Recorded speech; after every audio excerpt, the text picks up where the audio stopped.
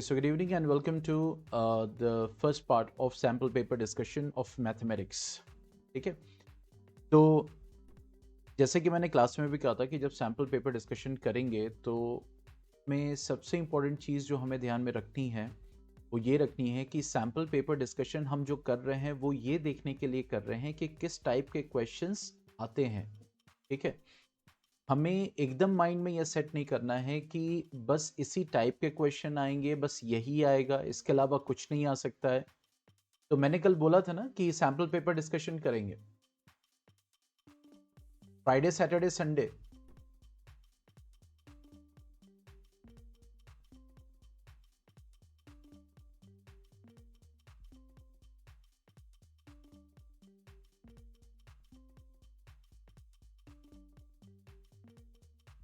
ठीक है, तो अब इसमें हमें यह देखना है कि सबसे पहले हमें माइंड में ये रखना है कि हमें ये नहीं माइंड सेटअप कर लेना है कि इसी टाइप के क्वेश्चन आएंगे. ठीक है, हमें ये देखना है कि किस किस टाइप के क्वेश्चन आ सकते हैं और उसमें भी फर्दर कुछ ना कुछ चेंजेस हो सकते हैं. ठीक है, दूसरा, जब सैम्पल पेपर डिस्कशन करेंगे तो जो इंपॉर्टेंट चीज़ें हैं वो तो सामने आती रहेंगी अकॉर्डिंग टू द क्वेश्चन. ठीक है, और सबसे इंपॉर्टेंट चीज़ ये है कि हमें ये देखना है कि किस तरीके से मार्किंग होती है, क्योंकि ये सारी चीज़ें जो हम सैम्पल पेपर ले रहे हैं वो जो सीबीएसई बोर्ड ने रिलीज़ किया है वही सैम्पल पेपर ले रहे हैं. ठीक है, उसी की मार्किंग स्कीम देखेंगे ताकि हम ये समझें कि कैसे मार्किंग की जाती है. तो जब ये सारी चीज़ें आइडिया हमारे माइंड में रहेगा तो हमें एक तो कन्फ्यूजन बहुत कम हो सकता है, मतलब कम होगा. दूसरा, हमें ये पता रहेगा कि हाँ किस तरीके से मार्किंग होगी ताकि हम ज़्यादा से ज़्यादा स्कोर करने की कोशिश करेंगे, यानी अपने मार्क्स को सेव करने की कोशिश करेंगे, हम गलतियां नहीं करेंगे. ठीक है, तो इस चीज़ की प्रैक्टिस करनी है. उसके बाद जो सबसे बड़ी जिम्मेदारी है इसके बाद ये कि जब सैम्पल पेपर डिस्कशन हो जाए तो सैम्पल पेपर का जो है उसको अपने घर पे एक टाइम सेट करके, ठीक है, उतना जो है मतलब पूरा अपना क्या है कि भाई 2.5 घंटे का पेपर है, 3 घंटे का पेपर है, तो उस सैम्पल पेपर को अपनी तैयारी के बाद सॉल्व करने की कोशिश करें खुद से. ठीक है, उसके बाद आंसर्स को मैच करे ताकि टाइम मैनेजमेंट सीख सके और जो मेन एग्जाम के दिन जो चीज़ें होंगी या जो फेमिलियरिटी होगी उससे फेमिलियर हो सके. ठीक है, ये चीज़ बहुत ज़रूरी है. ठीक है, तो चलिए स्टार्ट करते हैं सैम्पल पेपर डिस्कशन मैथमेटिक्स का. देखो, मैथमेटिक्स में सबसे पहले हमें यह ध्यान रखना है कि जब हमें जो भी कॉपीज मिलेंगी आपको तो उसके ऊपर जैसे भी डिटेल्स फिल करनी है उसको बहुत ध्यान से पढ़ें, बहुत ज़रूरी होती है ये सारी चीज़ें कि रीड करना बहुत ज़रूरी होता है चीज़ों को. ठीक है, हम लोग जनरली स्किप करते हैं, वो स्किप नहीं करना है. कहीं भी कोई कंफ्यूजन है तो अपने जो आपके जो इन्विजिलेटर हैं क्लास में क्वेश्चन के बारे में वो नहीं बताएंगे. ठीक है, और कोई कंफ्यूजन है कि आपको अपनी डिटेल फिल करनी है, रोल नंबर लिखना है, नाम लिखना है, किस पेन से लिखना है, अगर वहां पे कोई भी इंस्ट्रक्शन में कहीं भी कोई कंफ्यूजन है तो आप अपने एग्जामिनेटर से पूछ सकते हैं. ठीक है, बिना पूछे आगे बिल्कुल ना बढ़े, मैं तो यही कहता हूं. उसके बाद जब पेपर पे आए तो मैथमेटिक्स में खास करके, क्योंकि जब आपको पेपर मिलता है, ठीक है, उसके बाद उसको रीड करें और जब आंसर्स को अटेम्प्ट करें. मान लो कि ये आपकी कॉपी है, मैं इसको ओपन कर रहा हूं पूरा, तो इस टाइप से होगी. ठीक है, एक पेज इधर ये लेफ्ट वाला, एक पेज राइट वाला. ठीक है, तो जब मैथमेटिक्स का करें तो जो भी पेज है उसमें यहां पे एक लाइन बना ले रफ के लिए. ठीक है, रफ के लिए मतलब एक मार्जिन हो लाइक 75% 25% पेज का, इस टाइप से. और जो हमें अटेम्प्ट करना है वो बहुत neat and clean. Neat and clean का मतलब है कि अगर कोई मिस्टेक होती है, मान लिया आप लिखना चाह रहे हैं यहाँ पे सर्किल, ठीक है, स्क्वायर, स्क्वायर की जगह आपने सर्किल लिख दिया, बस उसको एक कट कर दीजिए. उसको ये सब करने की जरूरत नहीं है, ऐसे ऐसे ऐसे करके व्हाइटनर लगाने की जरूरत नहीं है, सब करने की जरूरत नहीं है. ठीक है, व्हाइटनर बिल्कुल नहीं यूज करना है. डायग्राम बनाना है तो पेंसिल से बनाना है. ठीक है, स्केल्स ले जाइए, अपना जो भी स्टेंसिल्स है उसको साथ में रखिए. ठीक है, क्योंकि आगे आगे मैं दिखाऊंगा, इसी इंस्ट्रक्शंस में दिखाऊंगा. तो कोई भी गलती होती है, मान लीजिए आपको सेल लिखना था, सेल टिश्यू लिखना था, उसकी आपने सेल लिख दिया, कट कीजिए, उसी के आगे टिश्यूज लिख दीजिए. ठीक है, सिंपल. मतलब उसमें ज्यादा वो नहीं करना है कि, और कोशिश करना है कि हम सही लिखें. दूसरा, अगर कोई क्वेश्चन नहीं आ रहा है, ठीक है, कोई क्वेश्चन नहीं आ रहा है, तो उस पर ज्यादा टाइम इन्वेस्ट मत कीजिए, उसको वहां पे पेपर में सर्कल कर लीजिए कि इसको बाद में अटेम्प्ट कर लेंगे, ठीक है। और जब भी हम क्वेश्चन करें तो कभी कभी क्या होता है, हम लोग बड़े क्वेश्चन सबसे पहले करने लगते हैं। नहीं, कभी कभी ऐसा होता है कि बड़ा क्वेश्चन तो 4 मार्क्स का है, ठीक है, छोटे क्वेश्चंस जो है वो 1-1 मार्क्स के हैं। तो जितना टाइम बड़े क्वेश्चन में लग गया उसमें हम 10 छोटे क्वेश्चन कर सकते थे, तो 4 मार्क्स के चक्कर में हम अपने 20 मार्क्स गवा देंगे।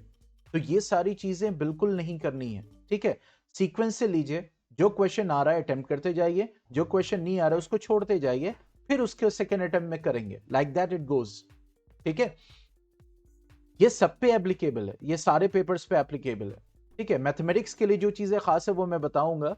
तो जब भी हम बोर्ड का क्वेश्चन सॉल्व करें, नीट एंड क्लीन वर्क हो। दूसरा कि जो हमारा जो गलतियां हो रही हैं उसको कट करें, ठीक है। अगर मान लीजिए कोई क्वेश्चन आपने सॉल्व कर लिया, इस पे बाद में पता चला कि अरे ये तो मुझे करना ही नहीं था, या ये वो नहीं क्वेश्चन जो अटेम्प्ट है गलत हो गया है, तो कुछ नहीं करना, आप इसको सिंपल क्रॉस कीजिए, मतलब उस क्वेश्चन को क्रॉस कर दीजिए, उसके बाद अगला क्वेश्चन अटेम्प्ट कर लिया, दैट्स इट।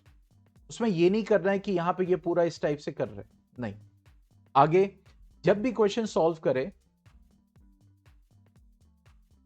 जैसे मैंने बताया ना कि यहां पे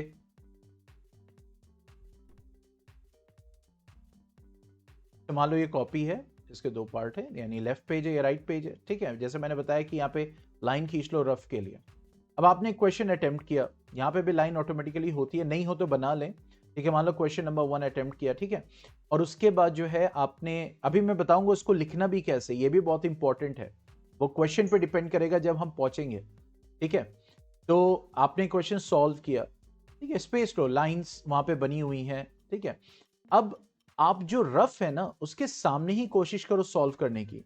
कभी कभी क्या होता है कि सॉल्व जब कर रहे हैं नहीं हो रहा है, तो back of the copy, copy का जो एकदम बैक पेज है वहां पे ऊपर टॉप पे लिख दो रफ वर्क, ठीक है, वहां पे उसको सॉल्व कर लो। लेकिन कोशिश करो कि रफ इस कॉलम में पहले हो इस क्वेश्चन का, ठीक है। क्योंकि कभी कभी क्या होता है, मान लो आंसर आ रहा है 2.9, लेकिन आपने यहां पे लिख दिया 0.29, ठीक है। तो क्योंकि रफ में आपने सही कैलकुलेशन किया, वो क्लियर है, और अगर टीचर को वो चीज सही से मिल गई तो मार्क्स मिलने के चांसेस हैं उस चीज पे। समझ में? मैं ये नहीं कह रहा, गारंटी नहीं कह रहा हूं, लेकिन मिल सकता है, इसलिए रफ सामने करो, ठीक है। ये बहुत जरूरी है। दूसरा कि क्वेश्चन जब अटेम्प्ट करो तो ऐसा हो, मान लो कि यहां थोड़ी सी स्पेस बची हुई है, आप नेक्स्ट में स्विच करो, नेक्स्ट पेज पे स्विच कर जाओ। मैं ये भी नहीं कह रहा यहां पे आधा पेज बचा हुआ आधा पेज छोड़ दो, मैं ये भी नहीं कह रहा हूं, लेकिन थोड़ा बहुत बचा हुआ है और वहां पे यहीं पे कभी कभी होता है एकदम लास्ट में ही करना शुरू कर देते हैं, एकदम यही नहीं, आप नेक्स्ट पेज पे बढ़ जाओ, ठीक है। इस चीज को बहुत ध्यान रखना है इन सारी चीजों का। अब जब क्वेश्चन अटेम्प्ट करते हैं तो पहले तो ये इंस्ट्रक्शन हम पढ़ेंगे, फिर उसके बाद जब इंस्ट्रक्शन पढ़ रहे हैं तो ये भी नहीं देखना है, just wait a minute,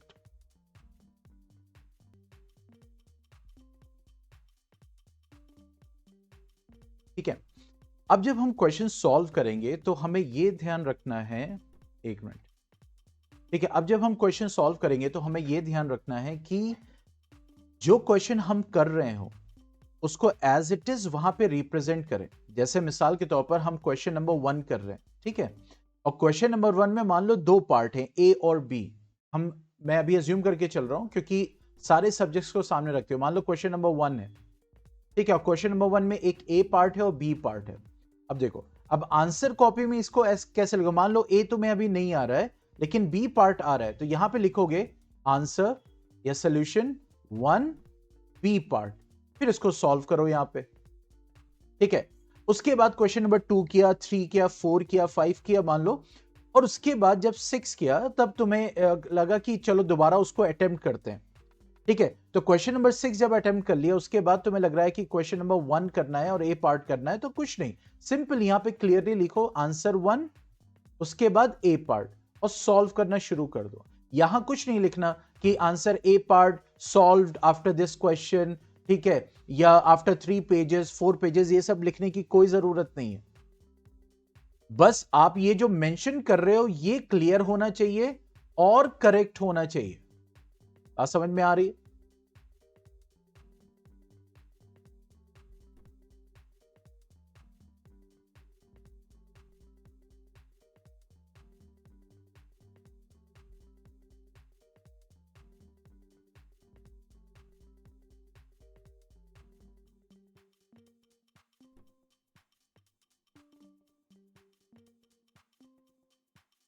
Yes, Zainab, getting the point?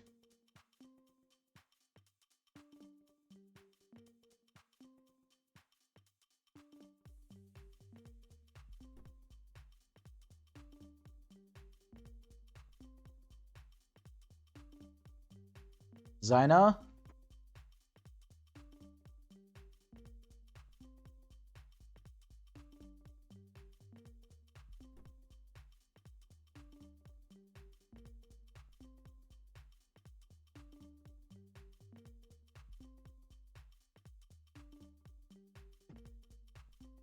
ठीक है। दूसरी चीज, जैसे मान लो किसी क्वेश्चन में ऑप्शन होता है, जैसे मान लो क्वेश्चन नंबर 1 है, उसमें आपको ए पार्ट करना है या फिर बी पार्ट करना है।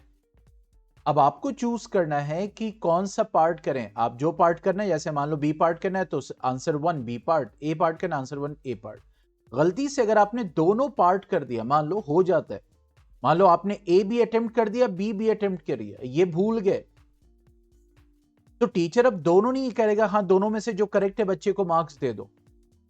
आमतौर से क्या होता है कि जो पहला वाला है उसको कंसिडर कर लिया जाएगा, दूसरे वाले को कंसिडर नहीं किया जाएगा। अब पहला वाला गलत है तो आपको मार्क्स नहीं मिलेंगे, पहला वाला सही है तो आपको मार्क्स मिल जाएंगे। इसीलिए जहां पे ऑप्शंस होते हैं वहां पे बहुत ध्यान से देखना होता है, और जो कुछ मेंशन है वहां पे वो वहां पे मार्क करना होता है। मान लो ये ए है और ये ए डैश है, ए डैश कर रहे हो उसको लिखो, ए कर रहे हो उसको लिखो। या कुछ नहीं मेंशन है तब तो आप फ्री हैं, वो तो सोल्यूशन देके एग्जामिनर आपको फिर मार्क्स दे देगा।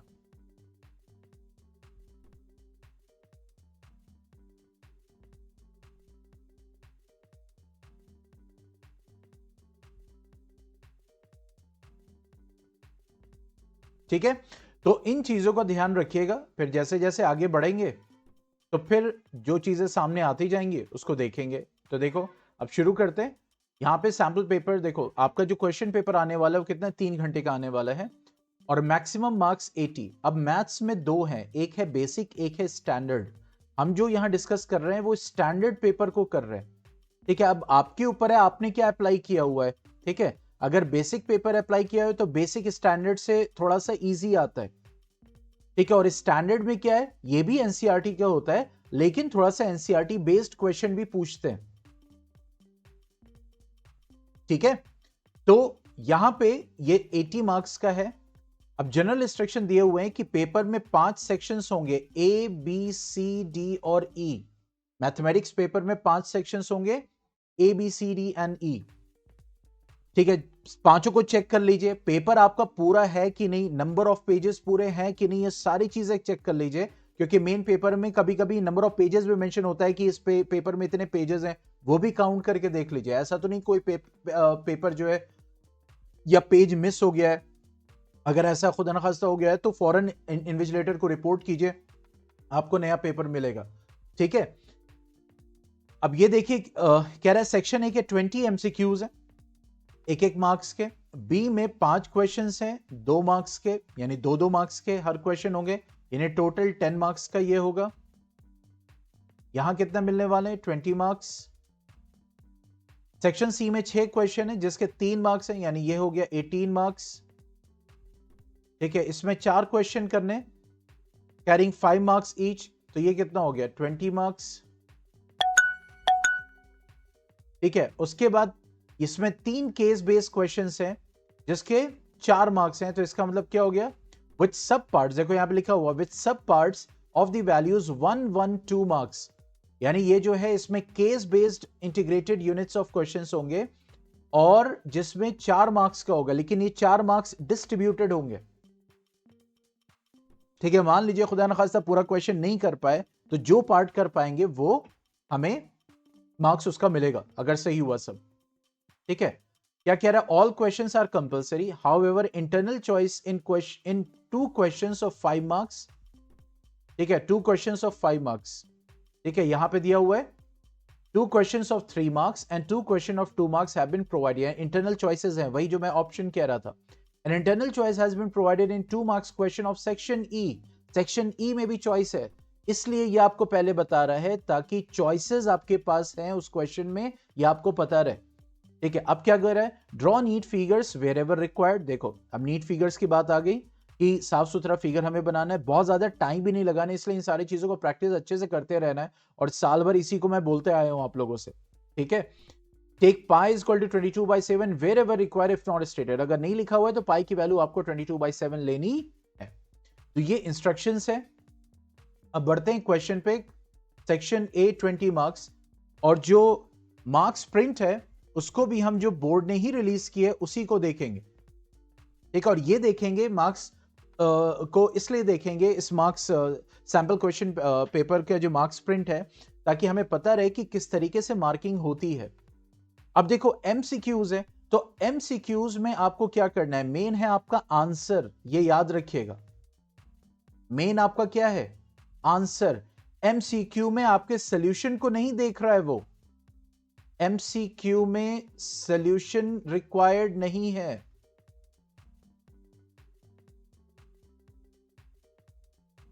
बात समझ में आ रही है? एमसीक्यू में सिर्फ आंसर, क्वेश्चन नंबर 1 है। अब यहां पे आपने लिखा ऊपर सेक्शन ए, ठीक है, क्वेश्चन नंबर 1 आंसर 1, और आपने सॉल्व किया रफ में, और जो भी आंसर है, जैसे यहां पे बी अभी करेंगे इसको, तो उसके बाद यहां पे लिख दिया बी, और चाहे तो अगर आप ऑप्शन भी लिखना चाहे तो यहां पे लिख दीजिए।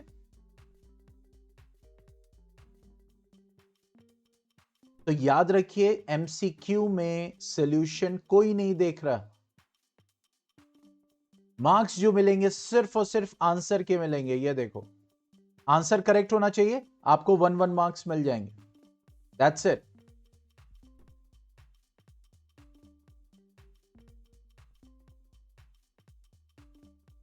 ठीक है, देखो क्वेश्चन नंबर 1 लेते हैं, क्या बोल रहे हैं। अब if two positive integers a and b are written as a x cube y square b x y cube,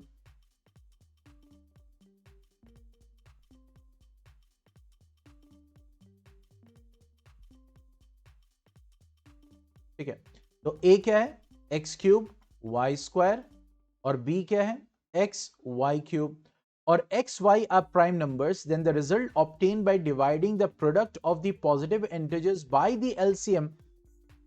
अब यही वाला है, हमें कॉन्सेप्ट पता है क्या है, product of a into b is what, LCM of AB into HCF of AB। ये तो होता है भाई, यही तो कॉन्सेप्ट है। अब यहां पे समझ रहे हैं, इसलिए टाइम लगेगा थोड़ा क्वेश्चन में, लेकिन जब आप सॉल्व करेंगे तो सीधा रफ में सॉल्व करना है। तो देखो क्या बोल रहा है, एक इंटीजर ये है और एक इंटीजर ये है, तो कह रहा है where x y are prime numbers then the result obtained by dividing the product of the positive integers by the LCM. तो एलसीएम ऑफ ए बी क्या होगा, यानी एक तो कह रहा है a इंटू बी करना है और एलसीएम से डिवाइड करना है, तो a इंटू बी क्या हो जाएगा, x cube y square into x y cube, और एलसीएम क्या आएगा इसका, तो एक्स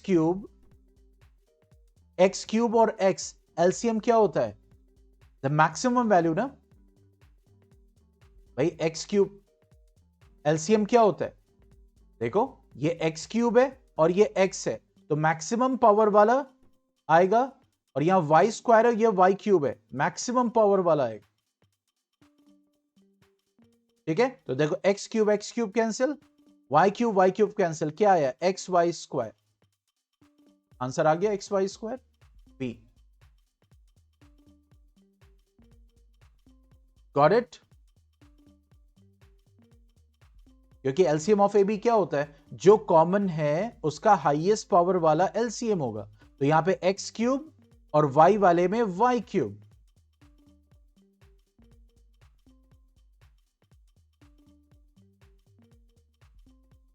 ठीक है, तो ये सॉल्यूशन आप रफ में करेंगे, आंसर बस मेंशन करेंगे। Coming to the next one, question number 2 क्या बोल रहा है, the given linear polynomial y is equal to f x.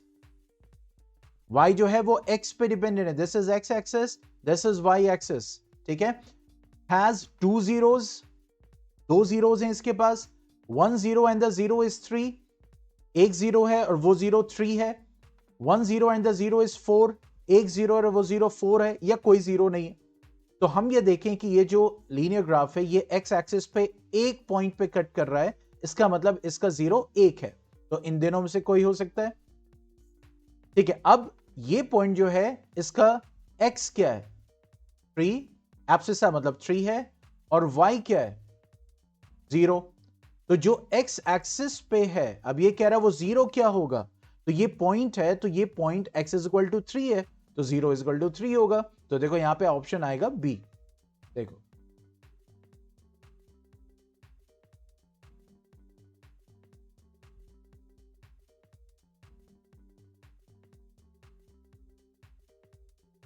ठीक है,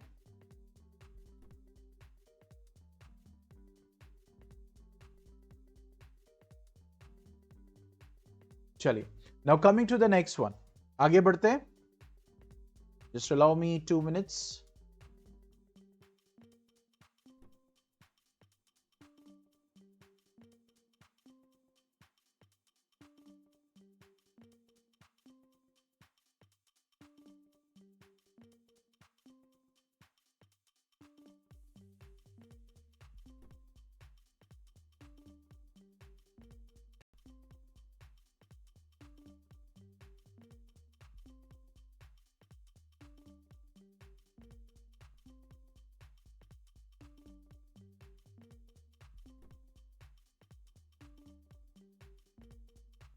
ठीक है, चलो क्वेश्चन नंबर 3 पे आते हैं।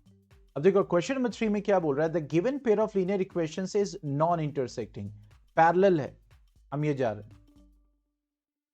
ठीक है, एक इंटरसेक्टिंग होता है, एक कोइंसिडेंट होता है, एक पैरेलल होता है। पैरेलल का मतलब क्या हो गया, नो सॉल्यूशन। ठीक है, तो कह रहा है which of the following statement is true. तो हम ये जानते हैं यहां पे क्या है, नो सॉल्यूशन। ठीक है, और नो सॉल्यूशन तब होता है जब a1 by a2 is equal to b1 by b2 is not equal to c1 by c2। एक बार इसको चेक भी कर ले, यहां पे इंटरचेंज भी कर सकते हैं। ठीक है, तो ऑप्शन क्या हो जाएगा, बी। सिंपल। नेक्स्ट, यहां पे तो कुछ सॉल्व भी नहीं करना है, very simple. Next, write the next fourth question, write the nature of the roots of the quadratic equation 9x square minus 6x minus 2। अब देखो नेचर ऑफ रूट आपको बताना है, कैसे बता सकते हो,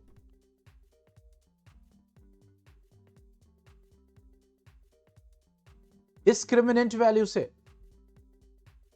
और डिस्क्रिमिनेंट वैल्यू क्या होती है, माइनस बी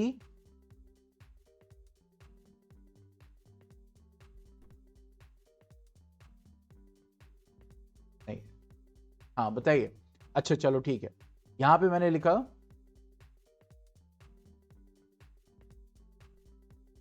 क्या ये सही है, क्योंकि आप वहां पे ज्यादा टाइम लग जाएगा टाइप करने में। बी स्क्वायर माइनस 4ac, क्या यही डिस्क्रिमिनेंट होता है।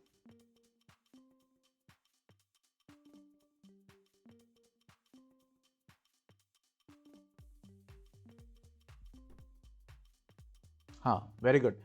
तो अब b यहां पे क्या है, -6 है, तो -6 का स्क्वायर किया, -4 इंटू 9 इंटू -2, तो ये हो जाएगा 36 प्लस 4 9 36 36 2 जो भी होगा 36 2 7 72 आ जाएगा। फिर उसके बाद ये आ जाएगा, मींस पॉजिटिव वैल्यू आ रही है, और पॉजिटिव वैल्यू आएगी तो इसका मतलब रियल रूट्स है और डिस्टिंक्ट है। तो देखो रियल रूट्स है और डिस्टिंक्ट है, ऑप्शन सी।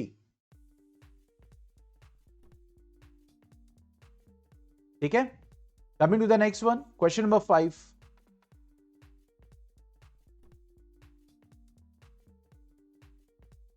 ठीक है, अब देखो क्वेश्चन नंबर 5 में क्या बोल रहा है, two APs have the same common difference. दो एपीज है जिनका कॉमन डिफरेंस सेम है, दो डिफरेंट एपीज है, याद रखना। मान लो एक में a1 a2, a1 है a2 a3 a4 है, और एक है b b2 b3 b4 है, और इनका कॉमन डिफरेंस जो है सेम है। इसका भी कॉमन डिफरेंस d है, इसका भी कॉमन डिफरेंस d है। ठीक है, तो कह रहा है the first term of one of these is -1, यानी इन दोनों में से कोई एक जो है -1 है, फर्स्ट टर्म उसका -1 है, and that of the other is -8। मान लो इसका जो दूसरा वाला है उसका फर्स्ट टर्म -8 है, तो कह रहा है then the difference between the fourth term, ठीक है, यानी कि इनका जब फोर्थ टर्म का तुम डिफरेंस करोगे, मींस B4 -A4 करोगे तो क्या आएगा? देखो फर्स्ट टर्म इसका क्या है, इसका -8 है, इसका -1, ठीक है, और ये कह रहा है फर्स्ट टर्म तो अलग अलग है, लेकिन ये कह रहा है कि अगर इन दोनों के फोर्थ टर्म का अगर डिफरेंस ले, देयर फोर्थ टर्म, तो क्या आएगा?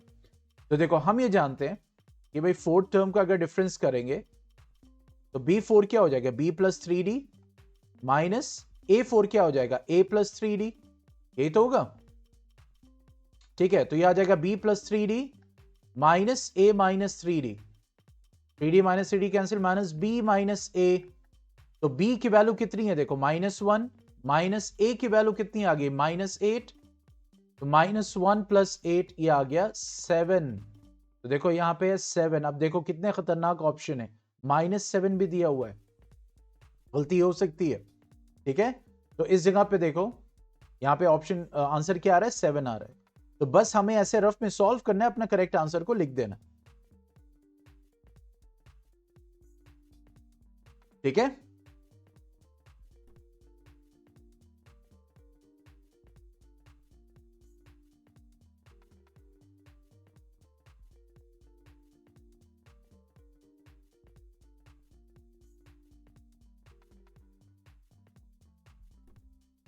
Now coming to the next one.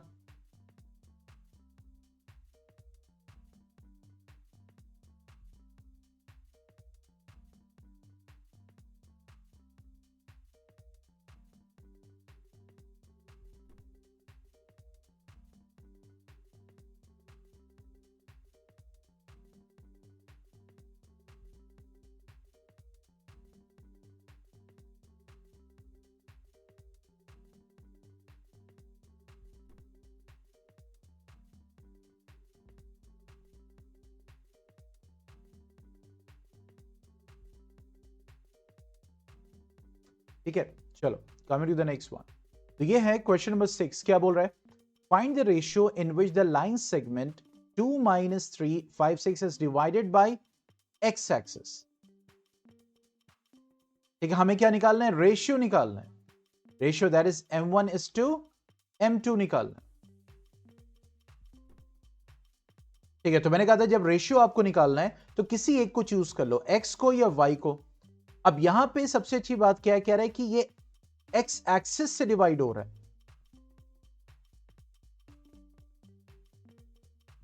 तो ये बताओ x 0 होगा या y 0 होगा?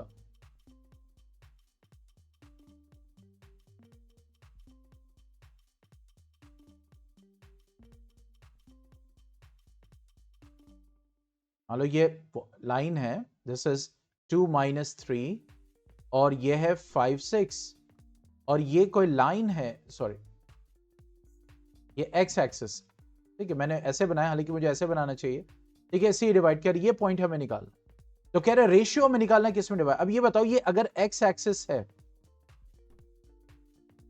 ठीक है, या ऐसे समझ लो, मान लो ये x एक्सिस है, x एक्सिस किसी लाइन को डिवाइड कर रही है, तो बताओ इस पॉइंट पे क्या 0 होगा?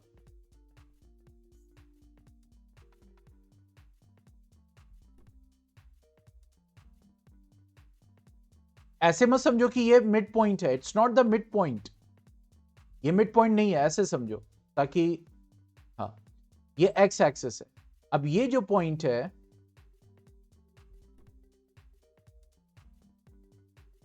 क्योंकि ऐसे लग रहा होगा कि 0 हो सकता है, 0 0, तो दोनों 0 हो जाएगा, जरूरी तो नहीं है, जैसे मान लो ऐसे ये हम बना रहे हैं x एक्सिस और y एक्सिस और ये ग्राफ है, ठीक है, अब ये लाइन है, ये x एक्सिस से डिवाइड हो रहा है, अच्छा हाँ, इससे और क्लियर पिक्चर आ जाएगी, ये मान लो ये है पॉइंट, अब ये x एक्सिस इस पॉइंट को डिवाइड कर रहा है, अब यहां पे क्या 0 होगा, x 0 होगा या y 0 होगा? अभी पिछला क्वेश्चन भी सॉल्व किया है,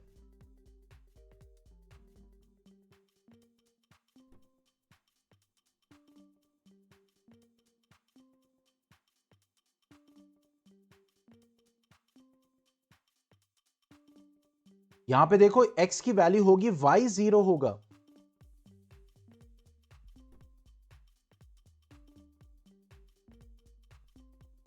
ठीक है। अच्छा, अगर कंफ्यूजन है तो उसको देख भी लेते हैं। y क्या हो जाएगा, that is m1 y2 plus m2 y1 upon m1 plus m2, ठीक है। अब y तो 0 है, तो ये पूरा जब इधर मल्टीप्लाई होगा तो 0 ही हो जाएगा। अब क्या बचा, m1 y2 की वैल्यू कितनी है 6 प्लस m2 y1 की वैल्यू कितनी है -3। तो देखो अब ये इधर शिफ्ट होगा तो ये 3m2 हो जाएगा और ये 6m1 हो जाएगा।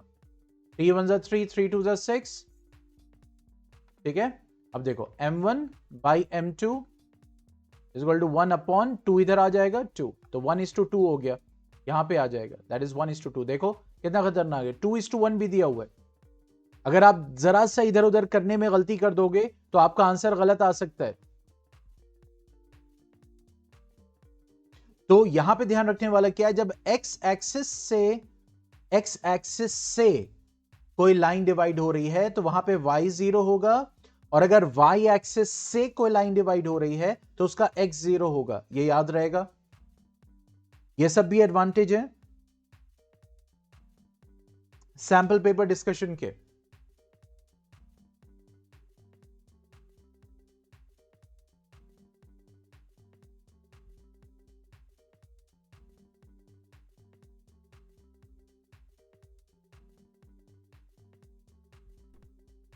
ठीक है, चलिए 5 मिनट का ब्रेक में दे रहा हूं।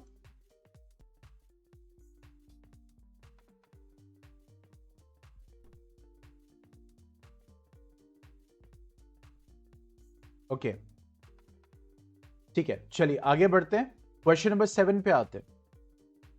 क्वेश्चन नंबर 7 में क्या बोल रहा है, x y is a 5 unit, इसको यहां से हटाते हैं।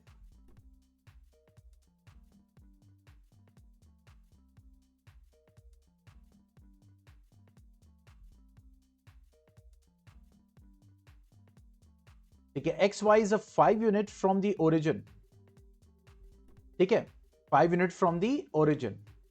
How many such points lie in the third quadrant. ठीक है, अब देखो यहां पे ये कह रहा है कि ये कार्टेशियन प्लेन है, ठीक है। अब जाहिर सी बात है ये एक्स एक्सिस है और ये वाई एक्सिस है। अब देखो वही मैंने कहा ना कि एनसीईआरटी या फिर NCERT based direct questions NCERT से भी होते हैं, याद रखिएगा, ठीक है। अभी कह रहा है x y is 5 unit from the origin.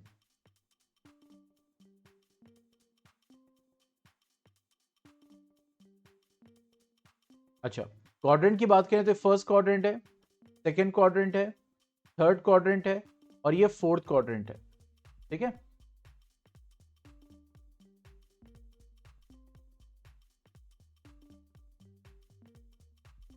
ठीक है, अब मान लो ये कोई पॉइंट है एक्स वाई, ठीक है, और ये ओरिजिन से 5 पॉइंट्स हैं, 5 यूनिट है, यानी ओरिजिन से 5 यूनिट, ठीक है। तो अगर how many such points lie in the third quadrant, यानी इस क्वाड्रेंट में कितने ऐसे पॉइंट्स लाई करेंगे। तो भाई थर्ड क्वाड्रेंट में आप देखो मैं कितने पॉइंट्स बना रहा हूं, कितने हो सकते हैं, इनफाइनाइट। ये कह रहा है कि एक पॉइंट एक्स वाई है जो 5 यूनिट्स है ओरिजिन से, तो ऐसे कितने पॉइंट्स आप थर्ड क्वाड्रेंट में बना सकते हो, इनफाइनाइट बना सकते हैं, यहां बना सकते हैं, यहां कहीं भी बना सकते हैं। बात समझ में आ रही है, ठीक है। कमिंग टू क्वेश्चन नंबर 8, क्या बोल रहा है, in triangle A B C D E is parallel to A B, ठीक है।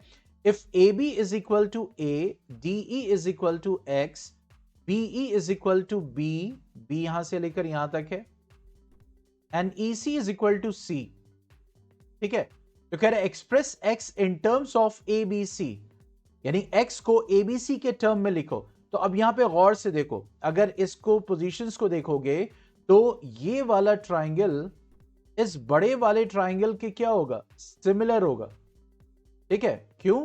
क्योंकि देखो ये 90 डिग्री, ये 90 डिग्री, और ये एंगल दोनों कॉमन होगा, तो एंगल एंगल सिमिलैरिटी से दोनों क्या होंगे? सिमिलर। तो जब सिमिलर होंगे तो साइड्स का रेशियो क्या होगा? सेम। तो a बाई एक्स किसके बराबर हो जाएगा? a by x will be equal to, अब a को पहले लिया है तो BC आ रहा है ना, तो ये हो जाएगा B प्लस सी बाई सी। ठीक है, तो x क्या हो जाएगा? x हो जाएगा a c upon b plus C, तो ये आएगा बी ऑप्शन। Got it? तो ये किस पे बेस्ड था? सिमिलैरिटी ऑफ द ट्राइंगल पे बेस्ड था।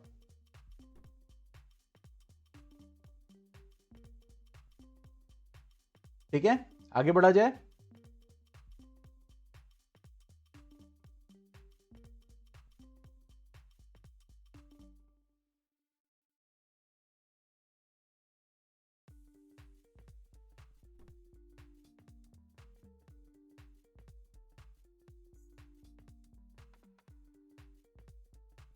ये कह रहा है कि अगर ये a है, ये x है, ये b और c है, तो x को a b c के फॉर्म में रिप्रेजेंट करो ऐसे, तो क्या रिलेशन आएगा? तो यहां पे अगर देखो तो हमें रिलेशन यानी इसको भाई रिलेट करना है ना, तो अगर इसको देखोगे तो यहां पे हम सिमिलैरिटी से ही इसको रिलेट कर सकते हैं ना, और कोई भी दूसरा चैप्टर नहीं है जिसमें ये चीज फॉल करे। ट्रिग्नोमेट्री आप अप्लाई नहीं कर सकते, तो रिलेट कैसे करोगे? सिमिलर ट्राइंगल से। तो सिमिलर ट्राइंगल, ये वाला ट्राइंगल छोटा वाला बड़े ट्राइंगल के सिमिलर है, DEC और ABC।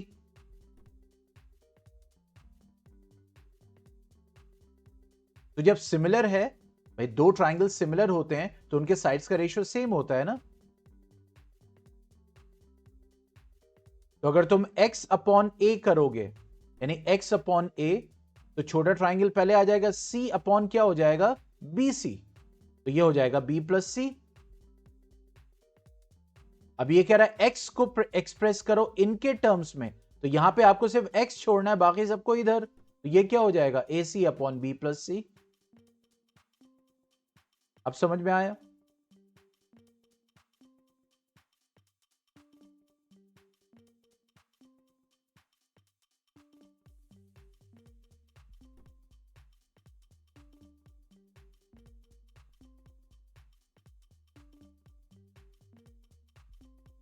आफिया?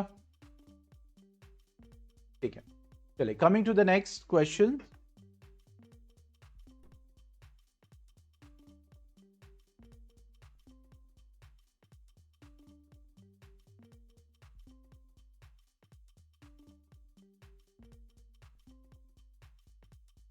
याद रखना ये सब एक एक मार्क के क्वेश्चन है, तो इसमें ज्यादा टाइम नहीं लगेगा, बहुत जल्दी जल्दी सॉल्व होंगे ये क्वेश्चन इसीलिए डिजाइन किए गए ताकि जो है,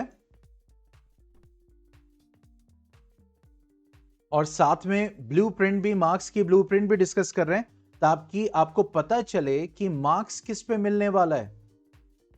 तो यहां पे हमने एमसीक्यू में क्या डिस्कस किया था कि एमसीक्यू में ये डिस्कस किया था कि हमें मार्क्स किस पे मिलेगा? मार्क्स मिलेगा सिर्फ और सिर्फ आंसर पे।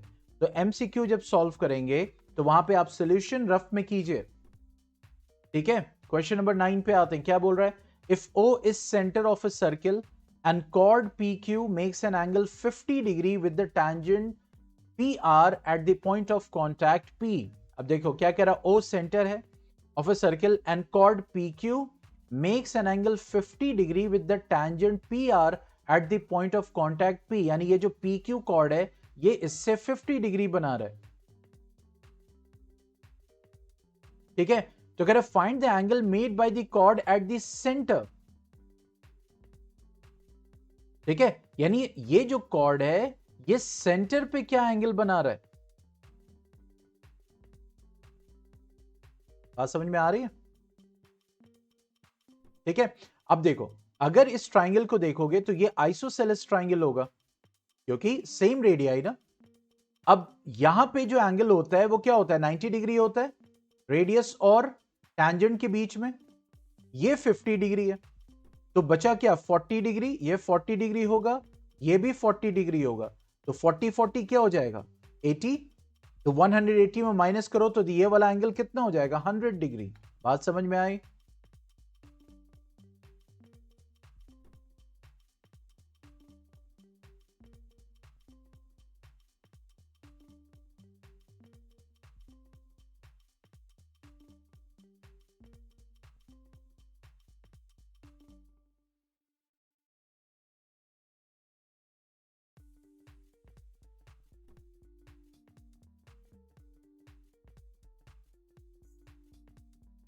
हाँ भाई, बात समझ में आई? क्वेश्चन समझ में आ गया? तो ये किस पे बेस्ड था? The angle between radius and tangent और आइसोसेलेस ट्रायंगल के कॉन्सेप्ट पे था।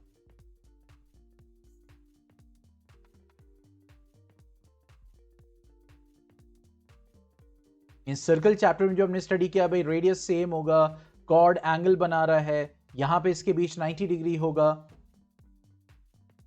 ठीक है, चले क्वेश्चन नंबर 10 पे आते हैं। ठीक है, क्वेश्चन नंबर 10 की बात करें। अ quadrilateral PQRS is drawn to circumscribe a circle। circumscribe a circle मतलब एक सर्कल है और उसको सर्कमस्क्राइब किया जा रहा है, सर्कल को सर्कमस्क्राइब किया जा रहा है। ठीक है, ये हो गया A B C। अच्छा सॉरी, पहले इसको देख ले क्या यहां पे दिया हुआ है। ठीक है, कह रहा है if PQ is equal to, अच्छा क्वाड्रिलेटरल PQRS है, सॉरी, तो PQRS ये कह रहा है, तो कह रहा है PQ 12 सेंटीमीटर है ये पूरा। ठीक है, फिर उसके बाद QR 15 सेंटीमीटर है। ठीक है, फिर उसके बाद RS 14 सेंटीमीटर है। ठीक है, तो SP कितना होगा?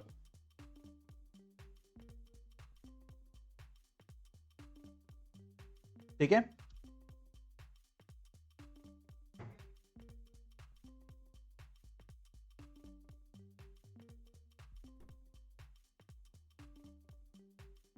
ठीक है, ये कह रहा है SP कितना होगा। अब यहां पे आपके पास सर्किल है और हम ये जानते हैं कि जो सर्किल होता है, एक, ठीक है, ये क्या है, यहां पे ये पॉइंट ऑफ कांटेक्ट होगा, तो ये डिस्टेंस सेम होगी, ये डिस्टेंस सेम होगी, ये डिस्टेंस सेम होगी, और ये डिस्टेंस सेम होगी। ये तो होगा।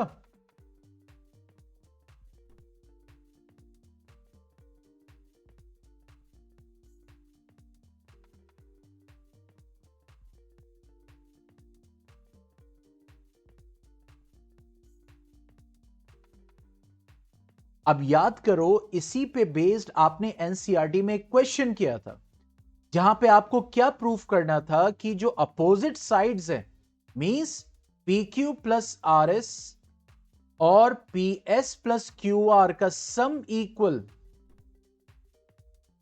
यानी जो अपोजिट साइड्स हैं उनका सम आपस में क्या होगा, इक्वल होगा। तो इस कॉन्सेप्ट को देखो यहां पे डायरेक्टली यूज किया जा रहा है। अब समझ में आ रहा है एनसीईआरटी बेस्ड क्वेश्चंस कैसे आ सकते हैं। आप सोचो, क्वेश्चंस में प्रूफ किया जा रहा है।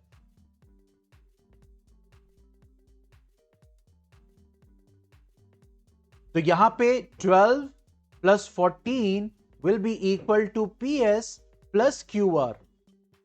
QR कितना दिया हुआ है, 15 सेंटीमीटर। तो देखो ये कितना हो जाएगा, 26, और PS प्लस 15। अब PS यानी 15 इसमें से माइनस करोगे तो कितना आएगा, 11 centimetre. 11 centimetre will be the answer D. तो एक बार चेक भी कर लेते हैं। Yes, 11 centimetre. ठीक है, तो देखो कैसे जो फाइनल प्रूफ है, तो अब जब आप प्रैक्टिस करो ना, जो एक प्रूफ आ रहा है, जो आपको प्रूफ करना है, जैसे इस रिलेशन को प्रूफ करना था, तो जो प्रूफ्स है ना, उसको भी एक नोट्स बना के अलग अलग लिख लो। ठीक है, और जब आप प्रैक्टिस करना है इसको खुद से, सैंपल पेपर तो हम यहां पे कर रहे हैं, डिस्कस कर रहे हैं, दिखा रहे हैं आपको, शो कर रहे हैं कि कैसे करना, क्या कौन सा कॉन्सेप्ट यहां पे लग रहा है, कैसे किस चैप्टर से ये क्वेश्चन है। तो जब खुद प्रैक्टिस करो तो एक बार जब क्वेश्चन सॉल्व करो तो एक बार इस क्वेश्चन को देखो, इस तरीके से आपको प्रैक्टिस करनी है। साइंस का जब करेंगे तो देखो एनसीईआरटी को खोलो, देखो कहां पे दिया हुआ है, ठीक है। जब खुद से उसको करना, रिवीजन करना, ठीक है। चलो, coming to the next question.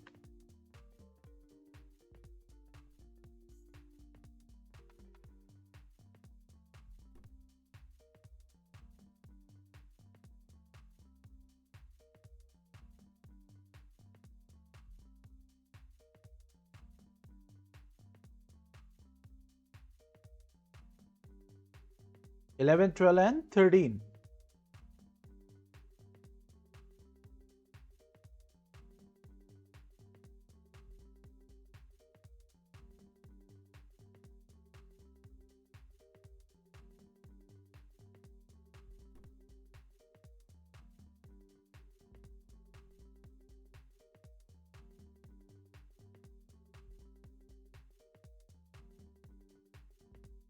अभी मैं बता रहा हूं,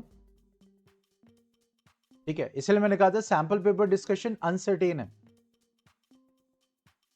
इट में टेक 1 आवर, 1.5 आवर, 2 आवर्स, वो डिपेंड करेगा क्वेश्चंस पे। क्योंकि आज फर्स्ट डे था, इसलिए इंट्रोडक्शन देना बहुत जरूरी होता है सैंपल पेपर्स के लिए, ठीक है। अब ये कह रहा है given that sine theta is equal to a by b, find cos theta. ठीक है, साइन थीटा क्या है? ए बाई बी है।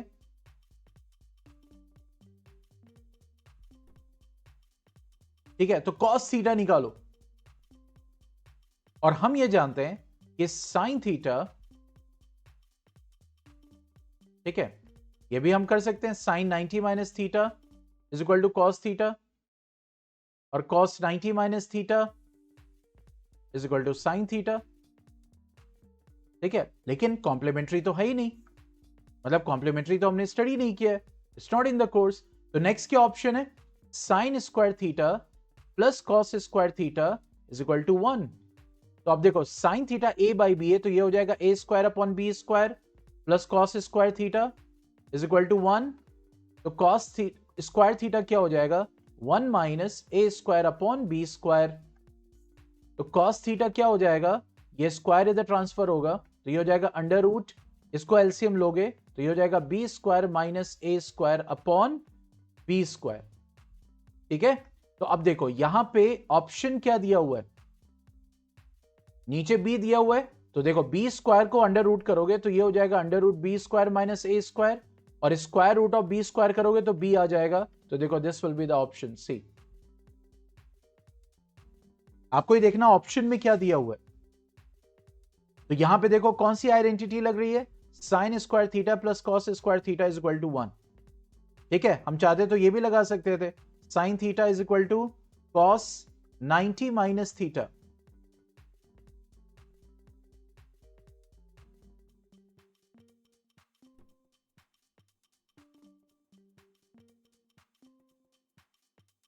नहीं तो पाइथागोरस से करेंगे तो लंबा हो जाएगा ना,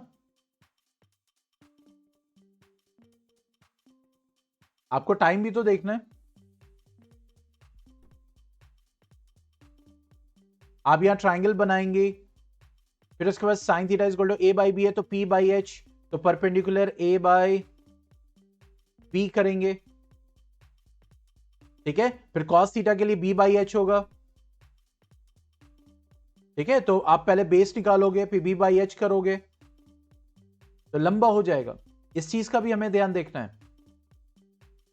ठीक है, कमिंग टू क्वेश्चन नंबर 12। ये हो गया, आगे बढ़े।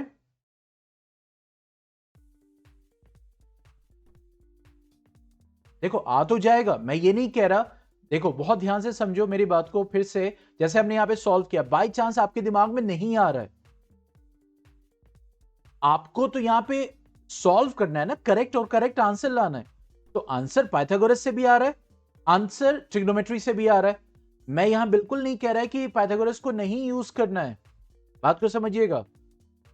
मैं कह रहा हूं उसमें टाइम ज्यादा लगेगा।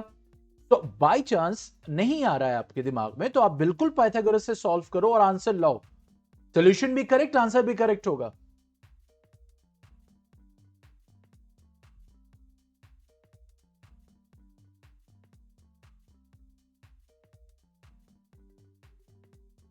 ठीक है,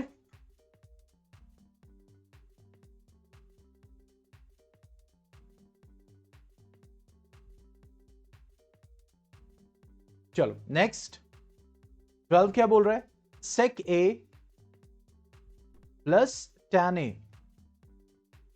1 माइनस साइन ए, ये है। अब देखो सेक ए प्लस टैन ए है, कोई स्क्वायर की आइडेंटिटी यहां पे तो है नहीं ना, यहां पे मल्टीप्लाई करके कुछ स्क्वायर आ सकता है, कुछ नहीं समझ में आ रहा है, तो हम साइन और कॉस में चेंज करेंगे। तो ये हो जाएगा सेक ए क्या हो जाएगा 1 upon cos A, tan A क्या हो जाएगा sign A upon cos A, 1 minus sign ए। ठीक है, नो सर, यस जाइना, अरे आंसर तो यहां दिया ही हुआ है। ठीक है, 1 plus sign A upon cos A हो जाएगा 1 माइनस साइन ए। ठीक है, 1 प्लस साइन ए 1 माइनस साइन ए क्या हो जाएगा 1 minus sine square A upon cos A. तो 1 माइनस साइन स्क्वायर ए क्या हो जाएगा cos square A upon cos A, ये कैंसिल हो जाएगा, so answer will be what cos A. Very good, बहुत अच्छे, आगे बढ़ा जाए।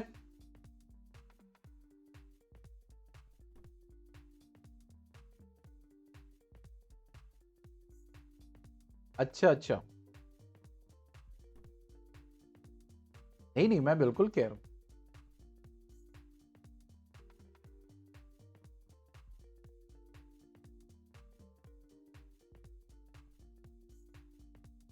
ठीक है चलो आगे बढ़ते हैं।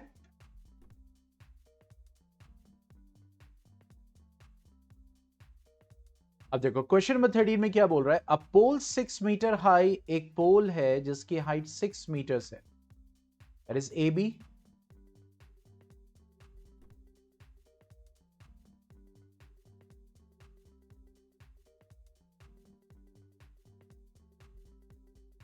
ठीक है, कास्ट शैडो 2√3 मीटर लॉन्ग। ठीक है, क्योंकि देन द सन्स एलिवेशन, यानी मान लो सूरज यहां पे है तो कह रहा है सन्स एलिवेशन निकालो, थीटा निकालो। तो जाहिर सी बात है जो एंगल ऑफ डिप्रेशन बनेगा वही एंगल ऑफ एलिवेशन होगा, तो सन्स एलिवेशन निकालना है। ठीक है, तो अब देखो हमारे पास क्या है बेस और हमारे पास क्या है परपेंडिकुलर, तो बी बाई पी क्या होगा, या पी बाई बी क्या होगा,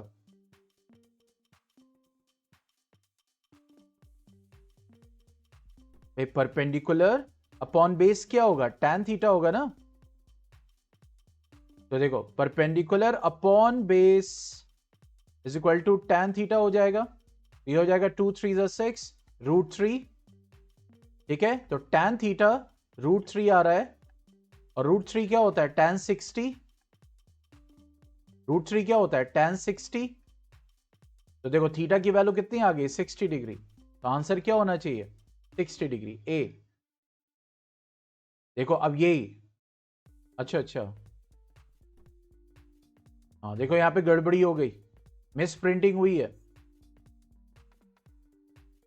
इसीलिए ये थर्ड वजह है जिसको मैं आंसर लेके चलता हूं, ताकि उसमें जो गड़बड़ी है वो भी सामने आ जाती है। तो देखो यहां पे क्या आएगा, लिखा हुआ है 60 डिग्री और यहां लिखा हुआ है डी, मिस प्रिंटिंग। ठीक है, तो यहां आएगा ए विच इज 60 डिग्री। बात समझ में आई।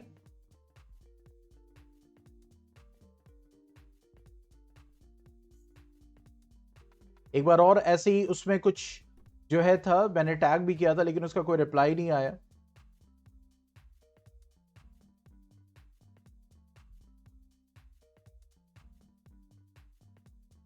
आगे बढ़ा जाए।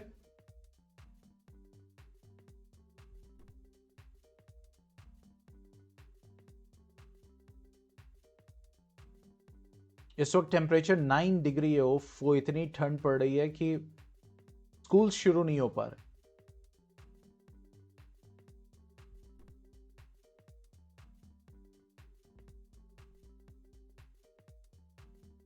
इस वक्त एकदम मैं जम रहा हूं, क्योंकि जहां मैं क्लास ले रहा हूं ना इधर ठंडा है, वो जो रूम जहां पे आप लोग बैठते थे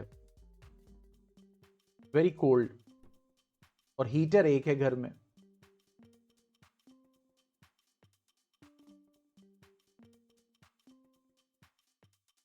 चलिए, कमिंग टू द नेक्स्ट.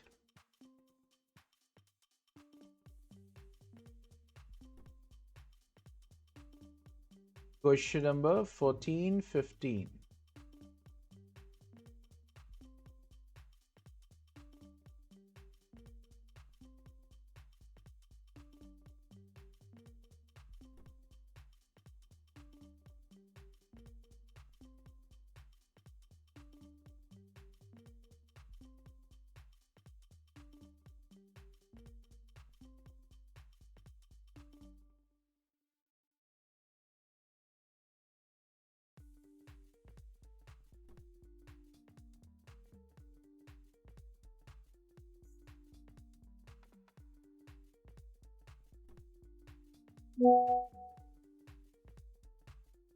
ठीक है, चलिए.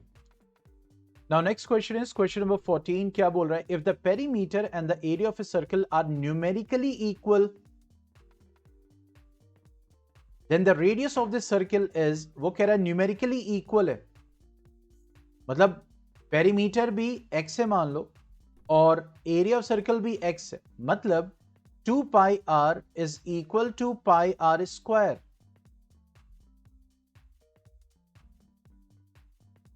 तो कह रहा है then the radius of the circle is, तो देखो pi pi cancel, r cancel, ठीक है, तो रेडियस क्या आ गया? 2 यूनिट्स आ गया, सिंपल. ठीक है, तो 2 units will be the answer. देख रहे हो कितने सिंपल सिंपल क्वेश्चन है. यही तो बोल रहा है पेरीमीटर और एरिया इक्वल है, तो रेडियस क्या होगा? उनके फॉर्मूला को इक्वल कर दिया, आर की वैल्यू निकाल ली, दैट्स इट.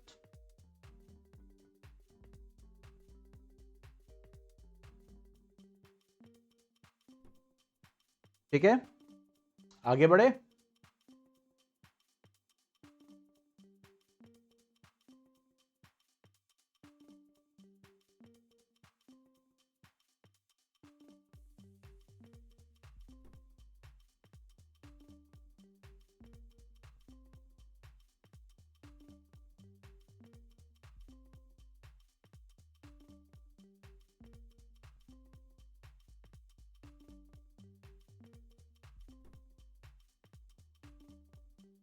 ठीक है, कमिंग टू क्वेश्चन नंबर 15. क्या बोल रहा है? It is propose to build a single circular park equal in area to the sum of areas of 2 circular parks of diameter 16 metre and 12 metre in locality. The radius of the new park is. अब देखो question को फिर से समझते हैं.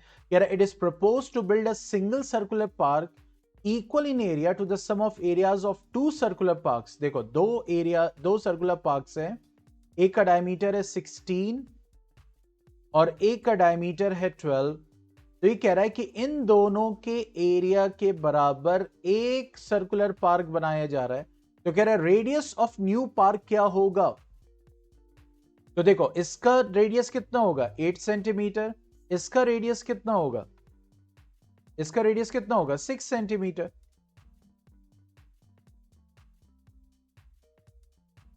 ठीक है, और इसका रेडियस हम r मान लेते हैं. ठीक है, इसका रेडियस हम r मान लेते हैं.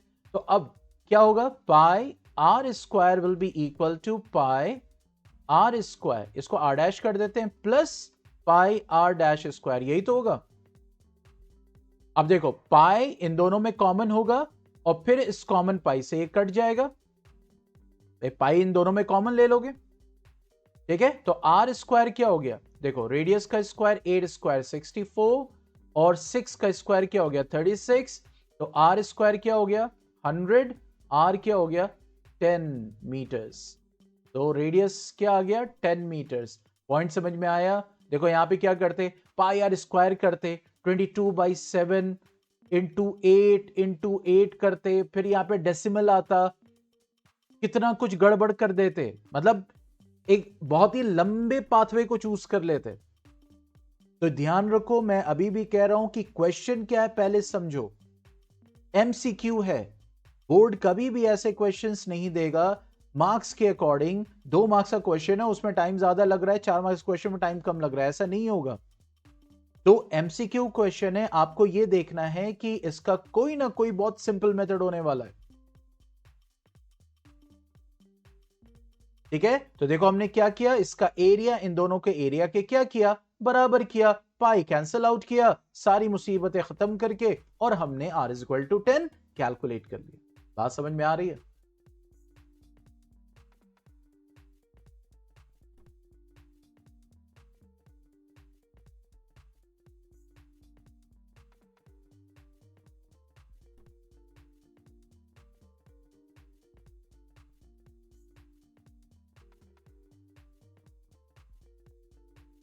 हाँ ठीक है, चलो अब आगे बढ़ते हैं। कमिंग टू द नेक्स्ट,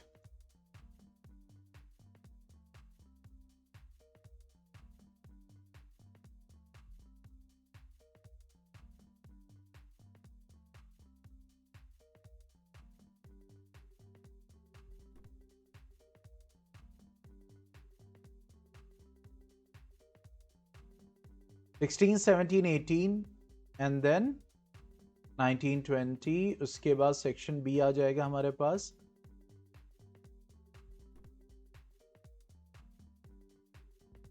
चलो अब इसको कल कंटिन्यू करते हैं, क्योंकि सेक्शन सी में जो क्वेश्चंस हैं फिर हो जाएंगे हमारे पास। सेक्शन डी में थोड़ा सा टाइम लग जाएगा। सेक्शन ई, चलो देखते हैं इंशाल्लाह। अच्छा कल जो है, कल मैं मिलूंगा 4:30 ऑफ इंडिया।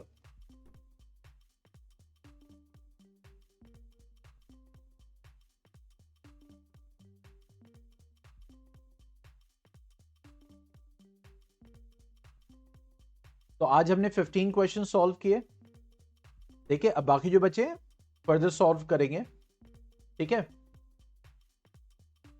तो कल हो सकता है मैं 2 घंटे लूं, बीच में गैप देके 10 मिनट्स का गैप देके फिर 2 आवर्स मैं लूं, यानी 6:30 तक, मतलब जो नमाज का टाइम होगा उसको रखेंगे एज ए गैप टाइम।